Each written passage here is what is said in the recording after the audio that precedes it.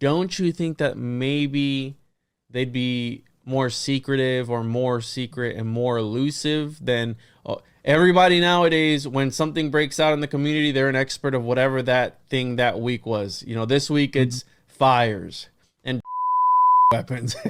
Next week it's gonna be airplanes. Who knows what it's gonna be? But and everyone just jumps on it like, oh, we figured it out. And I'm not one to talk because one of the things that I look at is symbolism and the way that it's used in media, the way it's used in cinema, the way it's used in all these different places.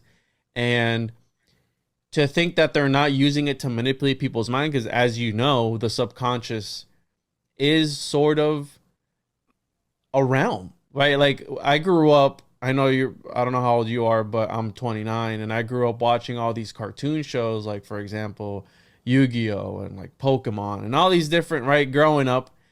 And turns out like in Yu-Gi-Oh! It's about banishing people to the shadow realm. And it's like, well, the shadow realm is actually a real place that you can actually visit and go there, right? Once you start reading about these sort of things, you know what I mean? But again, back to this whole idea of people decoding everything and knowing how everything, I don't think so. There's obviously some bloodline attached to all this, right? I don't know if it's the Merovingians or whoever. I don't know, but I think that there is a lineage that goes all the way back. And I've been looking into my genealogy as of recently, and my last name and the Ayala family, and it's like from some place in Spain. I was born in Puerto Rico.